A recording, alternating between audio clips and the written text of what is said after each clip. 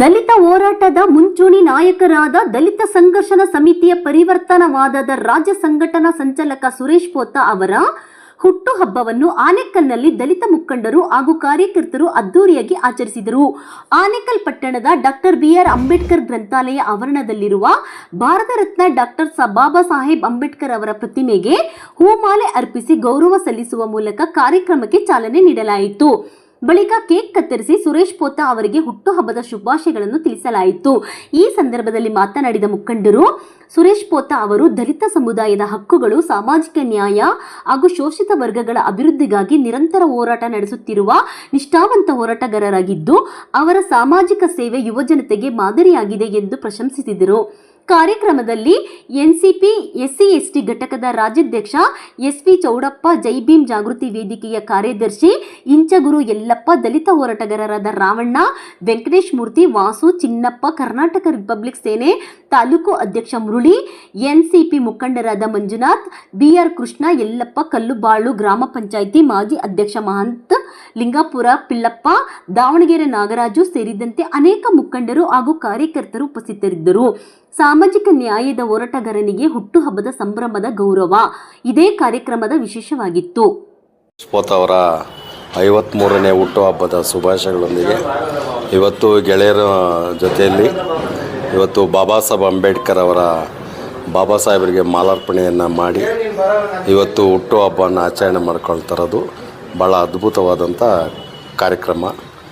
ಯಾಕೆಂದರೆ ಇವತ್ತು ಬಾಬಾ ಸಾಹೇಬರಿಗೆ ಮಾಲಾರ್ಪಣೆಯನ್ನು ಯಾಕೆ ಹಾಕಬೇಕಾಗಿದ್ರೆ ಅಂದರೆ, ಇವತ್ತು ಸಾಮಾಜಿಕವಾಗಿ ಈ ಸಮಾಜದಲ್ಲಿ ನಾವೆಲ್ಲರೂ ಕೂಡ ಇವತ್ತು ಒಬ್ಬ ಮಾನವ ಕುಲದಲ್ಲಿ ಶ್ರೇಷ್ಠ ಮನುಷ್ಯನಾಗಿ ಬದುಕಲಿಕ್ಕೆ ಅವಕಾಶ ಕೊಟ್ಟಂಥ ಬಾಬಾ ಸಾಹೇಬ್ ಅಂಬೇಡ್ಕರ್ ಅವರ ಆಶ್ರಯದಲ್ಲಿ ನಾವೆಲ್ಲರೂ ಕೂಡ ಅವರ ಸ್ಫೂರ್ತಿಯ ನೆರಳಲ್ಲಿ ಕೆಲಸ ಮಾಡ್ತಾಯಿದ್ದೀವಿ.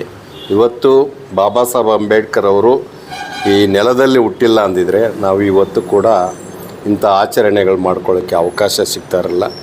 ಅದಕ್ಕೆ ಅವರಿಗೆ ಬಾಬಾ ಸಾಹೇಬ್ ಅಂಬೇಡ್ಕರ್ಗೆ ಗೌರವಪೂರ್ವಕ ವಂದನೆಗಳನ್ನು ಸಲ್ಲಿಸುತ್ತಾ ಇವತ್ತು ಸುರೇಶ್ ಪೋತ ಅವರು ನಮ್ಮ ಜೊತೆಯಲ್ಲಿ ಕೂಡ ನಮ್ಮ ಸದಾಕಾಲ ಹೋರಾಟದಲ್ಲಿ ಭಾಗಿಯಾಗಿ ಇವತ್ತು ದಲಿತ ಚಳವಳಿಯಲ್ಲಿ ಕೂಡ ಕೆಲಸ ಮಾಡಿ ನಮ್ಮೆಲ್ಲರಿಗೂ ಕೂಡ ಒಬ್ಬ ಸ್ನೇಹಜೀವಿಯಾಗಿ ಕೆಲಸ ಮಾಡ್ತಾಯಿದ್ರೆ, ಅದಕ್ಕೆ ಅವ್ರ ಜೊತೆಯಲ್ಲಿ ಇದ್ದು ಅವರ ಒಂದಿಗೆ ನಾವೆಲ್ಲರೂ ಕೂಡ ಸಹಬಾಳ್ವೆಯಿಂದ ನಾವೆಲ್ಲರೂ ಕೂಡ ಸ್ನೇಹಜೀವಿಯಾಗಿ ಕೆಲಸ ಮಾಡ್ತಾಯಿದ್ದೀವಿ. ಯಾವತ್ತೇ ಆದರೂ ಒಬ್ಬ ಸ್ನೇಹವನ್ನು ಕಳ್ಕೊಬಾರ್ದು. ಬಾಬಾ ಸಾಹೇಬ್ ಅಂಬೇಡ್ಕರ್ ಅವರು ಅದನ್ನೇ ಹೇಳೋದು. ನಾವು ಯಾಕೆ ಬುದ್ಧನ ಒಪ್ಕೊಳ್ತೀವಿ ಅಂದರೆ, ಬುದ್ಧ ಬದುಕಿರುವಾಗಲೇ ಬುದ್ಧ ಜ್ಞಾನವನ್ನು ಪಡ್ಕೊಂಡಂಥ ಜೀವಿ ಆದರೂ ಕೂಡ ಅವರು 5 ಜನ ಅವ್ರಿಗೆ ಅವರ ಸರಿಸಮನಾಗಿ ಜ್ಞಾನವನ್ನು ಪಡ್ಕೊಳ್ತಾರೆ. ಅಂಥ ಬುದ್ಧನ ದಾರಿಯಲ್ಲಿ ಕೂಡ ನಾವೆಲ್ಲ ಸಾಕ್ತಾಯಿದ್ದೀವಿ. ನಾವು ಯಾರೇ ಆಗಿರ್ಬೋದು, ಇವತ್ತು ನಮ್ಮ ಜೊತೆಯಲ್ಲಿ ಇರುವಂಥ ಸ್ನೇಹಜೀವಿಗಳನ್ನ ಕೂಡಿಕೊಂಡು ಅವರಿಗೆ ಯಾವುದೇ ಥರದ ತೊಂದರೆ, ನೋವು, ದುಃಖಗಳನ್ನು ನಾವು ಕೊಡದೆ ಹೊಂದ್ಕೊಂಡು ಹೋಗುವಂಥದ್ದೇ ನಮ್ಮೆಲ್ಲರ ಸ್ನೇಹ ಜೀವದ ಸಂಬಂಧ ಅಂಥೇಳಿ ಇಂಥ ಸಂದರ್ಭದಲ್ಲಿ ಅವರ ಜಯಂತಿಗೆ ನಾನು ಶುಭಾಶಯಗಳನ್ನು ಕೋರ್ತಾ, ನಾವು ಕೂಡ ಅವ್ರ ನಮ್ಮ ಜೊತೆಯಲ್ಲಿ ಕೂಡ ಇರುವಂಥ ಸದಾಕಾಲ ಯಾವತ್ತೂ ಕೂಡ ನಗ್ನಗ್ತಾ ಸಂತೋಷದಿಂದ ಪ್ರೀತಿ ಭಾವನೆಗಳಿಂದ ನಡೆದುಕೊಳ್ಬೇಕು ಅನ್ನೋದೇ ನಮ್ಮೆಲ್ಲರ ಸಿದ್ಧಾಂತ. ಇದಕ್ಕೆ ಹುಟ್ಟುಹಬ್ಬದ ಶುಭಾಶಯಗಳು. ಏನು ನಮ್ಮ ದಲಿತ ಹೋರಾಟಗಾರರಾದ ಸುರೇಶ್ ಪೋತ ಅವ್ರಿಗೂ ಹುಟ್ಟುಹಬ್ಬ ವಿಜೃಂಭಣೆಯಿಂದ ನಡೆಸಲಾಯಿತು. ಬಾಬಾ ಸಾಹೇಬರ ತತ್ವ ಸಿದ್ಧಾಂತದಲ್ಲಿ ಬುದ್ಧ ಬಸವ ನಡೆಯಲ್ಲಿ ಇಂಥವರ ತತ್ವ ಸಿದ್ಧಾಂತಗಳಲ್ಲಿ ನಮ್ಮ ಸುರೇಶ್ ಪೋತ ಅವರು ಹಲವಾರು ರಾಜ್ಯದಲ್ಲಿ ಮೂಲೆ ಮೂಲೆಯಿಂದ ಸಂಘಟನೆಗಳನ್ನು ಮಾಡಿ ಹಲವಾರು ಸಂಘಟನೆಗಳನ್ನು ಸಂಘಟನೆ ಮಾಡ್ತಾ ನೇರ ನುಡಿ ನೇರ ದಿಟ್ಟ ಅಂತ ಅಂದ್ಕೊಂಡು ಸಂಘಟನೆ ಮಾಡಿದಂಥ ಒಬ್ಬ ನಾಯಕರುಗಳು. ಅವ್ರ ನಾಯಕರಿಗೆ ನಾವು ಇವತ್ತು 53ನೇ ವರ್ಷದ ಹುಟ್ಟುಹಬ್ಬದ ಶುಭಾಶಯಗಳನ್ನು ನಾವು ಕೋರ್ಕೊಳ್ತಾ ಇದ್ವಿ. ಓಕೆ. ಏನು ಇವತ್ತು ನಮ್ಮ ನಾಯಕರಾದ ದಲಿತ ಸಂಘಟನೆ ಪರಿವರ್ತನವಾದ ರಾಜ್ಯ ನಾಯಕರಾದಂಥ ಸುರೇಶ್ ಪೋತರವರಿಗೆ ಹುಟ್ಟುಹಬ್ಬದ ಆರ್ಥಿಕ ಶುಭಾಶಯಗಳು. ಅವರಿಗೆ ಈ ದಿನ ಹುಟ್ಟುಹಬ್ಬವನ್ನು ಆಚರಣೆ ಮಾಡಿದ್ದೇವೆ. ಅದಕ್ಕೆ ಜೈ ಭೀಮ್ ಅಂತ ಹೇಳಿ. ಜೈ ಭೀಮ್. ಈ ದಿನ ನಮ್ಮ ಸ್ನೇಹಿತರಾದಂಥ ಸುರೇಶ್ ಪೋತ ಅವರಿಗೆ 53ನೇ ವರ್ಷದ ಹುಟ್ಟುಹಬ್ಬದ ಆಚರಿಸ್ಕೊಳ್ತಾ ಇದ್ದಾರೆ. ಅವರಿಗೆ ಬುದ್ಧ, ಬಸವ, ಅಂಬೇಡ್ಕರ್ ಅವರ ಹಾದಿಯಲ್ಲಿ ಇನ್ನೂ ಅವರು 100 ವರ್ಷ ಬಾಳಲಿ, ಅವರ ಜೀವನ ಸುಖವಾಗಿ ಇರಲಿ ಅಂತ ನಾನು ಹಾರೈಸ್ತಾ ಅವ್ರಿಗೆ ಹುಟ್ಟುಹಬ್ಬದ ಶುಭಾಶಯಗಳನ್ನು ಕೋರ್ತಾ ಇದ್ದೀನಿ. ಸಹೋದರ ಸುರೇಶ್ ಪೋತ್ ಅವರಿಗೆ ಹುಟ್ಟುಹಬ್ಬದ ಜೈ ಭೀಮ್. ಇಷ್ಟು ದಿವಸ ಹೋರಾಟದಲ್ಲಿ ನನ್ನ ಜೊತೆಯಲ್ಲಿ ಸದಾ ನನ್ನ ಸಂಘಟನೆಗೆ ಬೆನ್ನೆಲುಬಾಗಿ, ಪ್ರಗತಿಪರ ಸಂಘಟನೆಯ ಹೋರಾಟಕ್ಕೆ ಬೆನ್ನೆಲುಬಾಗಿ ಹೋರಾಟ ಮಾಡ್ಕೊಂಡು ಬಂದಂತಹ ನಮ್ಮ ಸಹೋದರ ಸುರೇಶ್ ಪೋತ್ ಅವರಿಗೆ ಇವತ್ತು ಹುಟ್ಟುಹಬ್ಬದ ಬಾಬಾ ಸಾಹೇಬರ ಅಂಬೇಡ್ಕರ್ ಪುತ್ಥಳಿನಲ್ಲಿ ನಾವು ಇವತ್ತು ಸಹೋದರಗಳು ಹಮ್ಮಿಕೊಂಡಿದ್ದಾರೆ. ಈ ಹೋರಾಟ ಆತನು ಇರೋವರೆಗೂ ನಮ್ಮ ಜೊತೆಯಲ್ಲಿ ಹೋರಾಟದಲ್ಲಿ ದಲಿತ ಮತ್ತು ಪ್ರಗತಿಪರ ಮತ್ತು ಹಿಂದುಳಿದ ವರ್ಗದವ್ರಿಗೆ, ಯಾರೇ ಶೋಷಿತರಿಗೆ ಇವರು ಹೋರಾಟ ಮಾಡಲಿ, ಅವ್ರ ಪರವಾಗಿ ನಿಂತ್ಕೊತಾರೆ ಅಂತ ನನ್ನ ಭರವಸೆ ಇದೆ. ಅದೇ ರೀತಿಯಾಗಿ ಸುರೇಶ್ ಪೋತ ಅಂಥವರು ಇನ್ನೂ ಒಂದಷ್ಟು ಜನ ಉಟ್ಕೊಂಡ್ರೆ ತಾಲೂಕಲ್ಲಿ ನಾವು ಪರಿವರ್ತನೆ ಮಾಡ್ತೀವಿ. ಅಂದಾಗೆ ಬರ್ತ್ಡೇ ಮಾಡ್ಕೊಂಡ ತಕ್ಷಣ ನಾವು ಬರ್ತ್ಡೇ ಬಾಯಿಗಳಾಗಿರ್ತೀವಿ. ಯಾಕಂದರೆ ನಮಗೆ ಡೇಟ್ಗಳೇ ಗೊತ್ತಿರಲ್ಲ.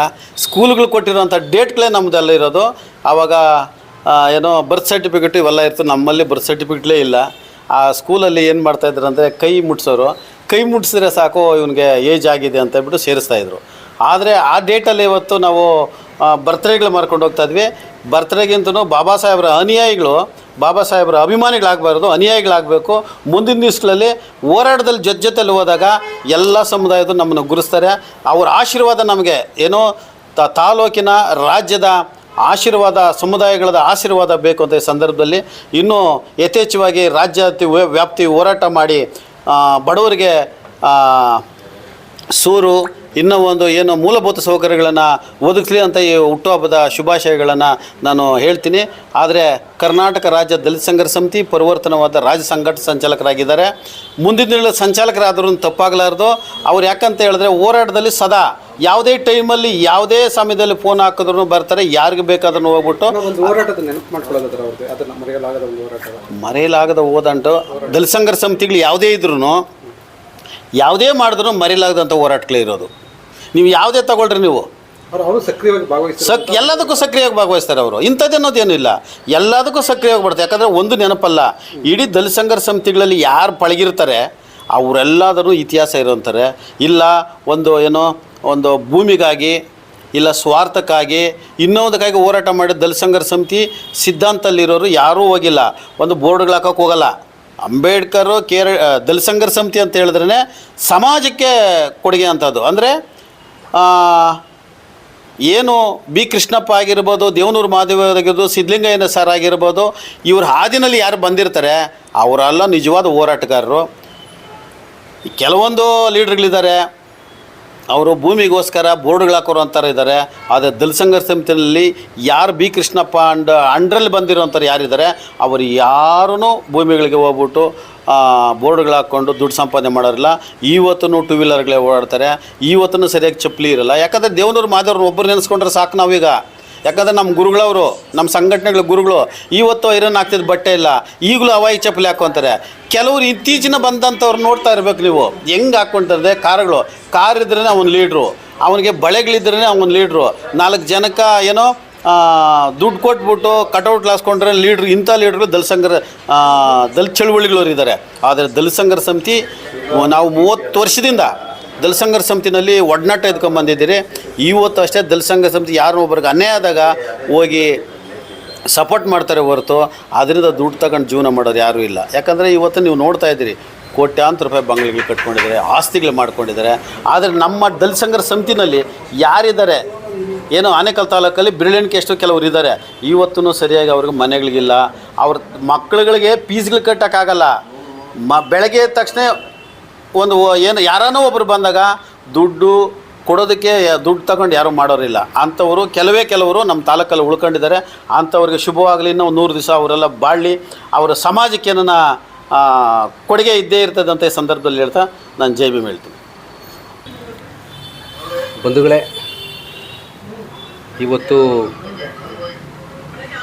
ಹುಟ್ಟುಹಬ್ಬ ಆಚರಣೆ ಮಾಡಬೇಕು ಅಂಥೇಳಿ ನಮ್ಮ ಯಲ್ಲಪ್ಪನವರು, ಸಹೋದರ ಯಲ್ಲಪ್ಪನವರು ನನಗೆ ರಾತ್ರಿ ಫೋನ್ ಮಾಡಿ ನಾನು ಬೇಡ ಅಂದ್ಕೊಂಡಿದ್ದೆ. ಆದರೂ ಸಹ ಯಲ್ಲಪ್ಪನವರು ಮತ್ತು ನಮ್ಮ ಚೌಡಪ್ಪನವರು ಬಹಳ ಒತ್ತಾಯ ಮಾಡಿ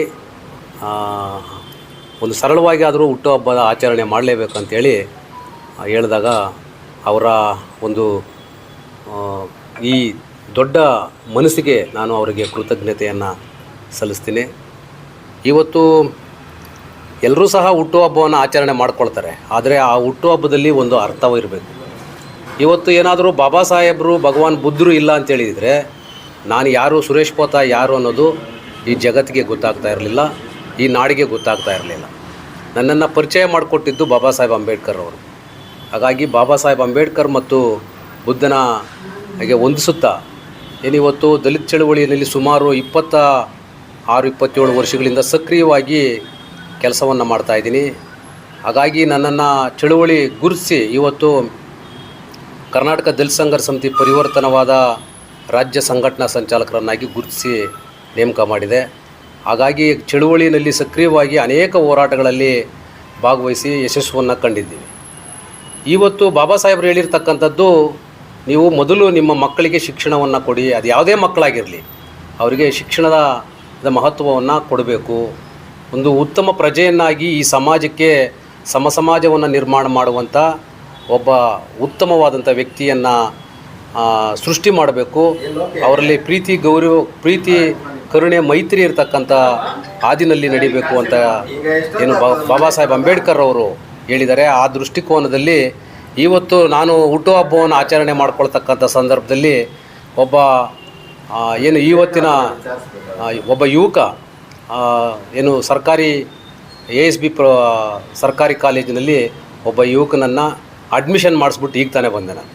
ಯಾಕಂತೇಳಿದ್ರೆ ಶಿಕ್ಷಣಕ್ಕೆ ಅಷ್ಟೊಂದು ಮಹತ್ವವಿದೆ. ಬಾಬಾ ಸಾಹೇಬ್ರು ಹೇಳ್ದಂಗೆನೇ ಶಿಕ್ಷಣವನ್ನು ಯಾರು ಪಡಿತಾರೋ ಅವರು ಗರ್ಜನೆ ಮಾಡ್ತಾರೆ ಅಂತಕ್ಕಂಥದ್ದು. ಹಾಗಾಗಿ ಇವತ್ತು ಒಂದು ಸರಳವಾಗಿ ಆದರೂ ಸಹ ಹುಟ್ಟುಹಬ್ಬವನ್ನು ಆಚರಣೆ ಮಾಡಿದ್ದಾರೆ.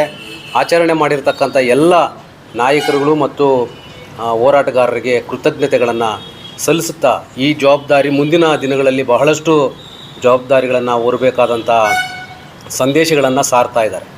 ಆದರೆ ಮುಂದಿನ ದಿನಗಳಲ್ಲಿ ಚಳುವಳಿಗಳಲ್ಲಿ ಇನ್ನಷ್ಟು ತೊಡಗಿಸ್ಕೊಳ್ತಾ ಸಮಾಜದಲ್ಲಿ ಆಗ್ತಕ್ಕಂಥ ಅನ್ಯಾಯ, ದೌರ್ಜನ್ಯ, ದಬ್ಬಾಳಿಕೆಗಳನ್ನು ನಿರ್ಮೂಲನೆ ಮಾಡಲಿಕ್ಕಾಗಿ, ಏನು ವ್ಯವಸ್ಥೆಯಲ್ಲಿ ಆಗ್ತಕ್ಕಂಥ ತಾರತಮ್ಯಗಳನ್ನು ಸರಿಪಡಿಸ್ಲಿಕ್ಕಾಗಿ, ವಿದ್ಯಾವಂತರನ್ನು ಸೃಷ್ಟಿ ಮಾಡಲಿಕ್ಕಾಗಿ, ಮತ್ತು ಸಮಾಜದಲ್ಲಿ ಆಗ್ತಕ್ಕಂಥ ಮಹಿಳೆಯರ ಮೇಲೆ ಆಗ್ತಕ್ಕಂಥ ದೌರ್ಜನ್ಯ, ದಬ್ಬಾಳಿಕೆಗಳು ಮತ್ತು ಶೋಷಿತ ಸಮುದಾಯಗಳ ಮೇಲೆ ಆಗ್ತಕ್ಕಂಥ ನಿರಂತರವಾದ